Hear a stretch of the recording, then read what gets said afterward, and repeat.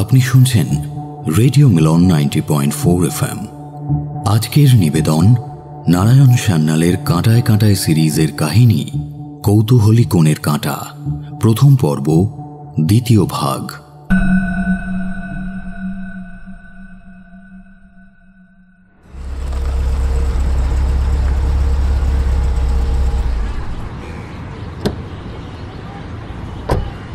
আমহার street আর Harrison রোডের জংশনে নেমে ট্যাক্সিটা ছেড়ে দিলেন বাসু সাহেব। ওর গন্তব্যস্থল থেকে বেশ কিছুটা দূরে।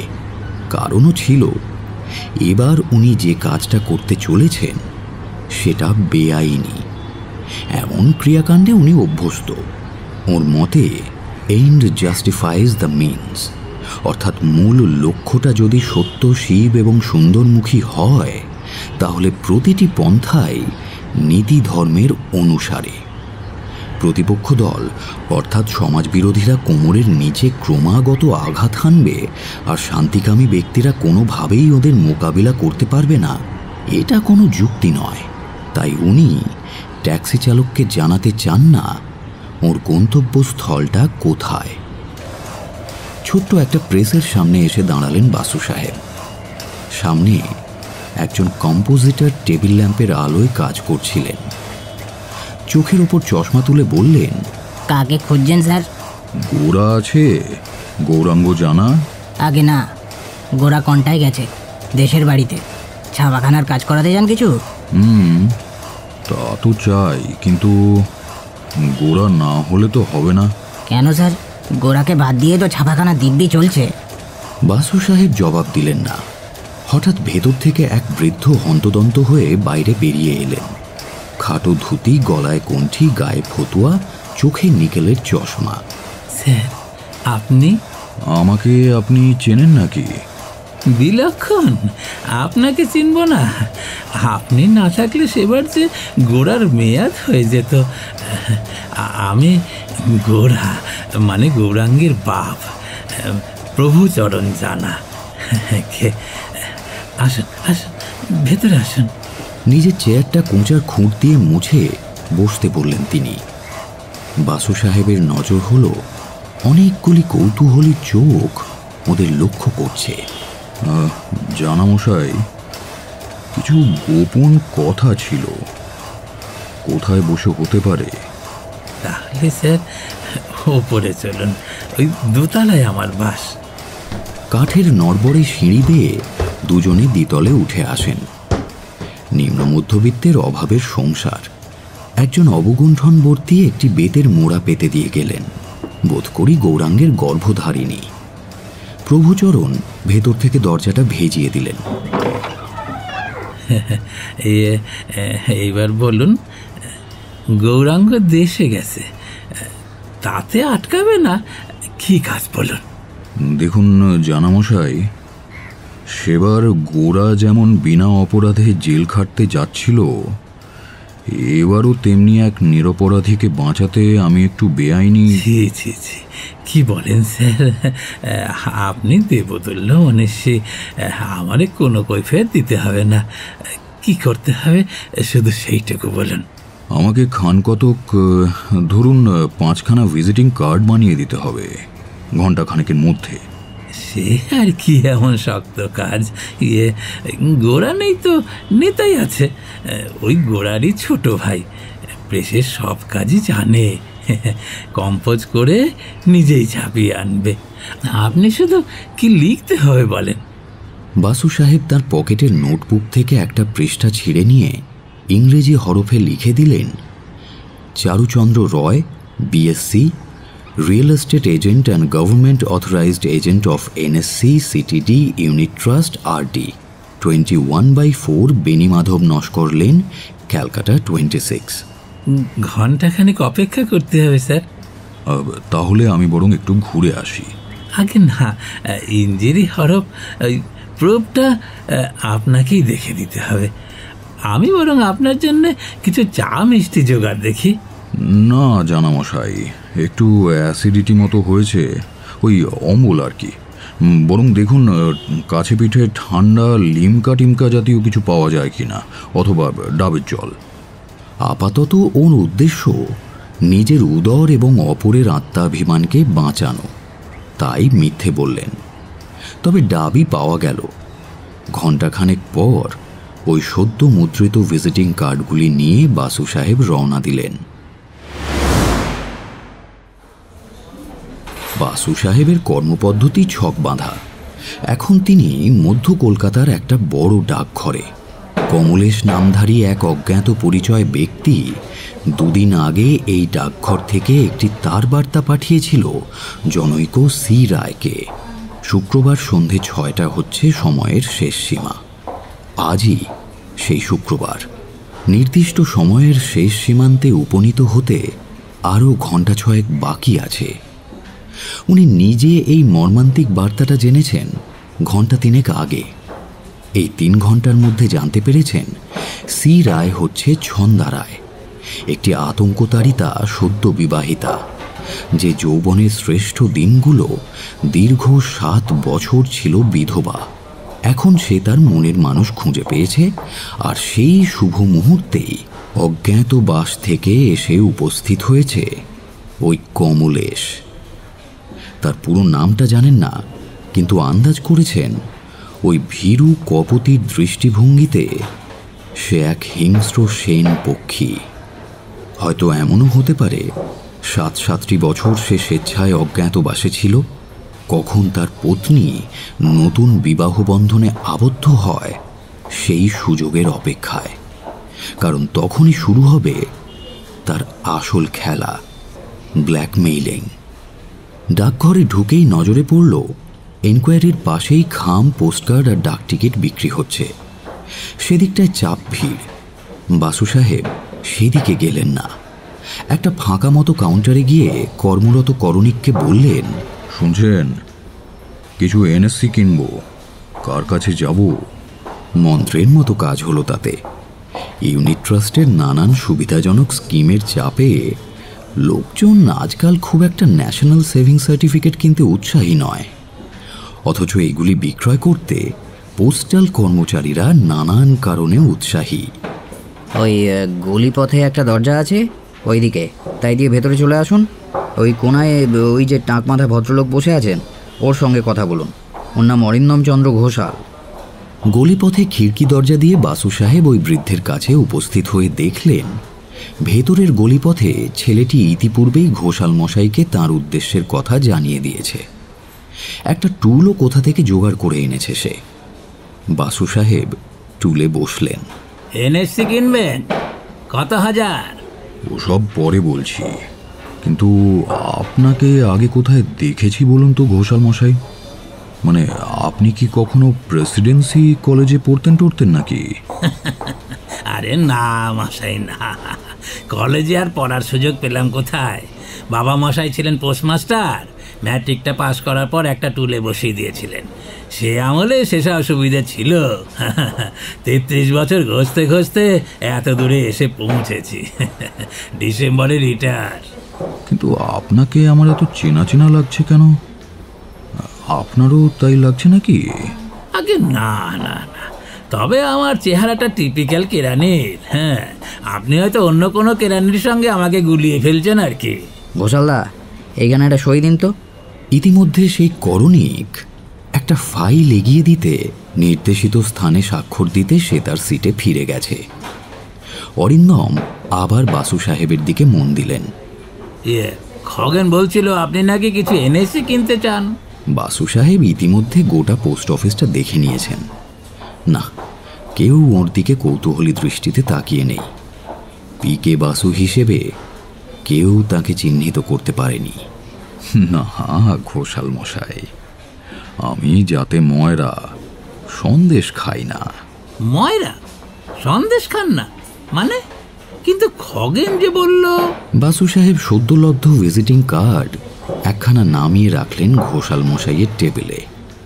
উনি যখন সেটা পড়তে ব্যস্ত তখন বাসু সাহেব বললেন, দেখুন, আমার কাজ কারবার ছিল এতদিন দক্ষিণ কলকাতায়, কিন্তু আমার ছেলে অফিস থেকে এ পাড়ায় কোয়ার্টার্স পেয়েছে, তাই বেনিমাধব নস্কর লেন ছেড়ে সামনের মাসে এ পাড়ায় উঠে আসছি। তা সিজনে 5-7 লাখ টাকার বিজনেসও পাই, আপনি তো জানেনই, কোনো পোস্ট অফিসে এনএসসি জমা পড়লে তা নিয়ে ক্লায়েন্টের কোনো পক্ষপাতিত্ব থাকে না, কিন্তু এজেন্টদের থাকে, তাই না? ও পাড়ায় যেসব ফেসিলিটি পেতেন এখানেও তাই পাবেন। মাসে 5-7 লাখ না, মাসে বলিনি, বলেছি সিজন টাইমে কখনো সখনো 8 লাখও হয়েছে, এই ইয়ার বিফোর লাস্টই ধরুন। যাই হোক, এ পাড়ায় এসে আপনার সঙ্গে যোগাযোগ করব। ও হ্যাঁ, ভালো কথা, আরেকটি কাজ আছে ঘোষাল মশাই, আমার একটা উপকার করতে হবে। অত সংকোচ করছেন কেন? বলুন বলুন। আমার এক মক্কেল কমলেশ বাবু কলকাতায় একটা অ্যাপার্টমেন্ট কিনতে চায়। ও দর দিচ্ছে মোটামুটি ওই 7.5 মতো, তবে মালিক হাঁকছে 8 লাখ। আদার ব্যাপারীকে ওইসব জাহাজের গপ্প কেন শোনাচ্ছেন চারুবাবু?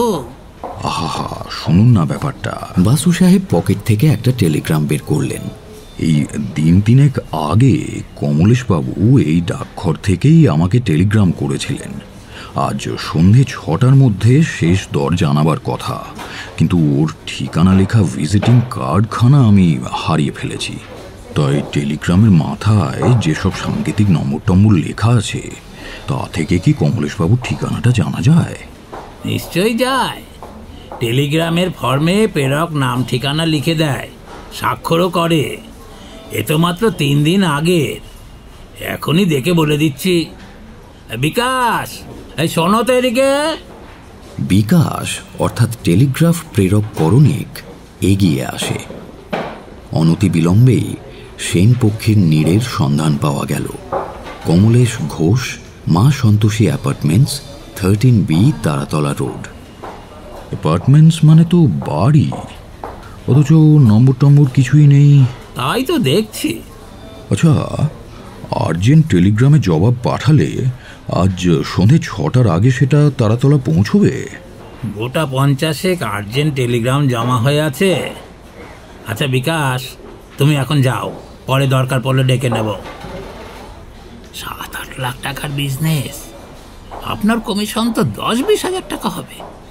আপনি মশাই 100টি মুদ্রা খরচ করতে পারবেন, তাহলে 1 ঘন্টার মধ্যে টেলিগ্রাফ তারাতলায় বিলি হয়ে যাবে। তাই নাকি? কিভাবে? আমাদের টেলিগ্রাফ পিয়ন যদুনাথ ট্যাক্সি করে যাবে, বাসে ফিরে আসবে। টেলিফোনে তারাতলা পোস্ট অফিসে আমি জানিয়ে দিচ্ছি। ট্যাক্সি আর বাস ভাড়া বাবদ 30 টাকা, বাকি 70 টাকা নানান লোককে খুশি করতে। সোজা হিসেব। বাসু সাহেব এক কথায় রাজি। টেলিগ্রাফ লিখে দিলেন, important development necessitates indefinite postponement AAA, calling in person to explain. অর্থাৎ অনিবার্য ঘটনাচক্রে অনির্দিষ্টকালের জন্য ব্যাপারটা মুলতবি রাখতে বাধ্য হচ্ছি। সাক্ষাতে সব কথা বুঝিয়ে বলবো। সি রায়। ডাকঘর থেকে বাইরে এসে বাসু সাহেবের মনে হলো দুটো অসঙ্গতি রয়ে গেছে। 1 নম্বর, যেটা উনি বলেই ফেলেছিলেন ঘোষাল মশাইকে, অর্থাৎ অ্যাপার্টমেন্টস কথাটার মানে অনেকগুলো ফ্ল্যাট, সেক্ষেত্রে 2-এর 3 বা 3-এর 5 ইত্যাদি একটা নম্বর ঠিকানায় থাকার কথা, যাতে বোঝা যায় কয় তলায় এবং কত নম্বর চিহ্নিত দরজা। কমলেশ সেটা উল্লেখ করেনি। কেন? সে কি পুরো ঠিকানাটা জানাতে চায় না? সেক্ষেত্রে গোটা ঠিকানাটাই তো তার উর্বর মস্তিষ্ক প্রসূত হতে পারে, যেমন হয়েছিল কল্পিত শিখা দত্তের লেখা নসিরাম প্রতিতণ্ডু সেকেন্ড ভাইলেনের ক্ষেত্রে। দ্বিতীয় প্রশ্ন, তারাতলা রোডের বাসিন্দা বেহুদ্দ এত দূর এসে মধ্য কলকাতার একটি পোস্ট অ্যান্ড টেলিগ্রাফ অফিস থেকে টেলিগ্রাফটা করবে কেন? অবশ্য তার অনেক অজ্ঞাত কারণ থাকতে পারে, হয়তো ওর কর্মস্থল এই পাড়ায়। যাই হোক, ওকে একবার তারাতলায় গিয়ে অনুসন্ধান করে দেখতেই হবে। হতে পারে বুনোহাসের পেছনে এই দৌড়দৌড়ি অহেতুক, কিন্তু উপায় নেই। শিখা দত্ত নাম না হওয়া সত্ত্বেও যে মেয়েটি ওকে দয়ে মজিয়েছে সে ওর ক্লায়েন্ট। সামনেই একটা বড় ওষুধ দোকান। বাসু সাহেব সেখানে ঢুকে পড়লেন। মধ্যদিনে তেমন একটা ভিড় নেই। দোকানদার জিজ্ঞেস করল, বলুন স্যার, ইপ্রাল আছে? না, ওষুধটা পাবো কোথায় বলতে পারেন? আমি ওর নামই শুনিনি স্যার। আপনাদের এখানে কোনো ডাক্তারবাবু বসেন? বসেন সকালে আর সন্ধ্যায়, এখন নেই। হতাশ হয়ে পেছনে ফিরছিলেন উনি। কে যেন পাশ থেকে বলল, ইপ্রাল তো কলকাতার বাজারে পাবেন না, পেটেন্টেড ওষুধ তো। প্রেসক্রিপশনটা সঙ্গে আছে? বাসু সাহেব ঘুরে দাঁড়ালেন। বছর 45-এর একজন প্রৌঢ়, পরনে সাফারি স্যুট। আপনি নিশ্চয়ই ডাক্তার। আচ্ছা, বলতে পারেন ইপ্রাল কি জাতের ওষুধ? মানে কোন অসুখে? ওটা বিষ নয়। বিষ নয়? কিন্তু এটা যে বিষ তা তো আমি বলিনি। আগে না স্যার, আপনি বলেননি, আপনার বলার কথাও নয় ব্যারিস্টার সাহেব। ওটা তো বলবে পাবলিক প্রসিকিউটর। যখন আমি হতভাগার পিঠ চিরে বলবো অত্যধিক পরিমাণে কেউ একে ইপ্রাল খাইয়েছে, সেটাই মৃত্যুর কারণ। এইবার আপনাকে চিনতে পেরেছি। আপনি তো autopsy surgeon doctor Atul Krishna Sanyal. আগে হ্যাঁ, কিন্তু এই ক্ষেত্রে কেসটা কি স্যার? কেস মানে মরেনি কেউ। পুলিশ একজনের মেডিসিন ক্যাবিনেট সার্চ করে যেসব ওষুধ পেয়েছে তার মধ্যে এক শিশি ইপ্রাল ছিল, ওই সাদা সাদা ছোট ছোট ট্যাবলেট। এবার ওটা কিসের ওষুধ তা জানা থাকা ভালো আর কি। ইপ্রাল একটা হিপনটিক, এক রকমের ঘুম পাড়া নিয়া বিদেশি ওষুধ, এখানে পাওয়া যায় না। আমরা তার বদলে কাম্পোজ, অ্যাটিভান বা অন্য জাতের ওষুধ প্রেসক্রাইব করি। ইপ্রালের বৈশিষ্ট্য এই যে ঘুমটা খুব গাঢ় হয়, কিন্তু পরদিন ঘুম ভাঙার পর কোনো আফটার এফেক্ট থাকে না। মাতালের যেমন খোয়ার ভাঙতে বিলম্ব হয়, ইপ্রালে তা হয় না। ঘুম ভাঙলেই বেশ ঝরঝরে লাগে। মার্কিন মুলুকে ড্রাগ অ্যাডিক্টদের চিকিৎসায় এর ব্যাপক ব্যবহার আছে। আচ্ছা, যদি কাউকে ইপ্রালের ওভারডোজ খাওয়ানো হয়? ওই ঘুম পাড়া নিয়ে ওভারডোজের মতো কাণ্ড ঘটবে। তার ঘুম ভাঙবে না, আর আমার ঘুম ছুটে যাবে। আপনার? তাই নয় কি? আমি তো অটোপসি সার্জন। মরা কাটা ঘরে আমাকেই তো পিঠ চিরে বলতে হবে it's a case of overdose of sleeping tablets. হ্যাঁ, thank you doctor, thank you very much. You are welcome. ধন্যবাদ তো আমি দেব। পুলিশের পক্ষে সাক্ষী দিতে উঠে বরাবর আপনার ধমক খেয়েছি স্যার। আজ প্রশ্নোত্তরের সময় আপনি কিন্তু একবারও ধমকাননি স্যার। হ্যাঁ, সেটা একটা কথা বটে। আসছি স্যার। আচ্ছা, এই দোকান থেকে একটা টেলিফোন করা যেতে পারে? নিশ্চয়ই স্যার, করুন না। দোকানদার মনে হয় ওদের কথোপকথন কিছুটা শুনেছেন। টেলিফোনটা দোকানের একান্তে। নিম্নকণ্ঠে কথোপকথন করলে দোকানের আর কেউ শুনতে পাবে না। ঘড়িটা একবার দেখলেন বাসু সাহেব, 12:20। তার মানে শুভ্রা দেবীর বাড়ি থেকে ফোন করার পর 2 ঘন্টা কেটে গেছে। ইতিমধ্যে কৌশিক কোনো সূত্র আবিষ্কার করেছে কিনা জানা দরকার। হ্যালো, কৌশিক কোনো পাত্তা পেল ওই লাইসেন্সটার ব্যাপারে? কোন লাইসেন্স? আরে বাপু, ভয় নেই, আমিই বলছি। Licence number 3759621। হ্যাঁ, পেয়েছে। লাইসেন্স হোল্ডারের নাম ডক্টর পিসি ব্যানার্জি, প্রতুল চন্দ্র, এমআরসিপি, পাম এভিনিউ, যেখানে বন্ডেল রোডে পড়েছে তার কাছাকাছি একটা নার্সিং হোম। অনেক ডাক্তার বসেন, উনি মালিক। নাম সানি সাইড নার্সিং হোম। এত কথা লাইসেন্সে লেখা থাকে? না, থাকে না। কিন্তু কৌশিক টেলিফোনে যখন জানায় যে ওই যন্ত্রটার লাইসেন্সি ডাক্তার পিসি ব্যানার্জি, তখন সুজাতা এখানে ছিল। ঠিকানাটা নিয়েও তৎক্ষণাৎ একটা ট্যাক্সি নিয়ে চলে যায়। তার ফোনও পেয়েছি। ডক্টর ব্যানার্জিকে ধরতে পারেনি, কিন্তু এই কথা জানতে পেরেছে যে ওই নার্সিং হোমেই মাসখানেক আগে ছন্দা বিশ্বাস চাকরি করত।